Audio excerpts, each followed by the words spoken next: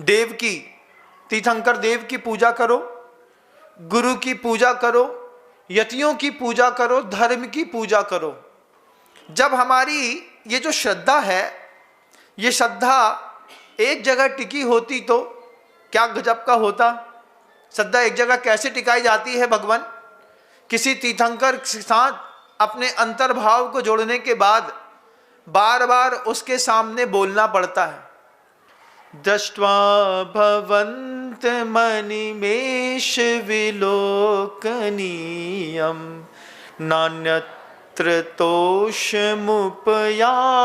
जनस्य चक्षु पीत्वा पयः शशिकर धुति दुग्ध सिंधो छालम जलम जल निधे रसितुम कैक्षेत।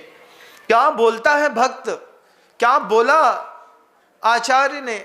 मानतुंग स्वामी क्या बोल रहे हैं कि तीर्थंकर परमेष्ठी आपको पाने के बाद दृष्ट्वा भवन्त मनिमेष विलोकनीय, हे प्रभु आपको इन आंखों से देख लेने के बाद नान्यत्र तोष मुपयाति जनस्य चक्षु, मेरे हाथ की जो थाली है ये मेरे तीर्थंकर के सामने चढ़ेगी। इस थाली से द्रव्य बचा करके मैं अपनी श्रद्धा को वैश्य नहीं बनाना चाहता। हमारी श्रद्धा तीर्थंकर से ज्यादा ऊंची कई जगह है अन्न भवनत्रिक के देवों में चली जाती है। आचार्य परमेष्ठी कह रहे, एक स्त्रोत बताइए ना मुझे, कोई एक स्त्रोत्र जो महानतम आचार्यों के द्वारा लिखा गया हो और उसमें तीर्थंकर की भक्ति के अलावा किसी भी घंटा कर्ण की, मानभद्र की या किसी और की पूजा अर्चना का विधान हो।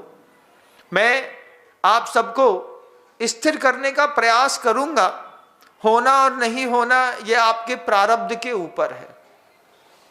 जिस परंपरा को गुरुवन ने आंखों के सामने दिखाया, गुरुवन ने जिस महानतम परंपरा में अपने शुद्ध सम्यक दर्शन के साथ देव शास्त्र गुरु की पूजा प्रभावना के अलावा कभी किसी को मूल्य नहीं दिया। आचार्य श्री जी हमेशा कहते थे अपने गुरु के प्रति भी श्रद्धा सती बना करके रखना, अपने शास्त्र के प्रति श्रद्धा सती स्त्री के जैसी बना के रखना। कि सती स्त्री क्या थी? पद्मिन्यो राजहंसस्य निर्गंथास तपोधना यम देश उपसर्पंती सुभिक्षम तत्र निश्चयेत। आचार्य सोमदेव सूरी कहते हैं सती स्त्री जिसके घर में हो, जिसके घर में राजहंस पक्षी हो, जिस नगर में निर्गंथ मुनिराज हो, सुभिक्षम तत्र निश्चयेत, नियम से वहां पर सुभिक्ष होता है, नियम से सुभिक्ष होता है। और उदाहरण दिया कि पद्म पुराण में देखना, जब रामचंद्र जी, लक्ष्मण और सीता ये तीनों वन में चले गए तो सीता जो है, यहाँ पर पद्म पुराण में देखिएगा उस बात को, अन्य दर्शनकारों की बात को तो मैं ज़्यादा पढ़ नहीं पाया, लेकिन पद्म पुराणकार कहते हैं नाना प्रकार के भांति भांति के व्यंजन राम और लक्ष्मण पूरे 14 वर्ष तक लेते रहे। क्यों? क्योंकि जहाँ सती स्त्री होती है सुभिक्षम तत्र निश्चयेत, सीता के पुण्य के प्रभाव से 64 कितने भोजन होते हैं? 56 प्रकार के जितने भी व्यंजन थे ये जंगल में भी राम और लक्ष्मण को उपलब्ध होते थे।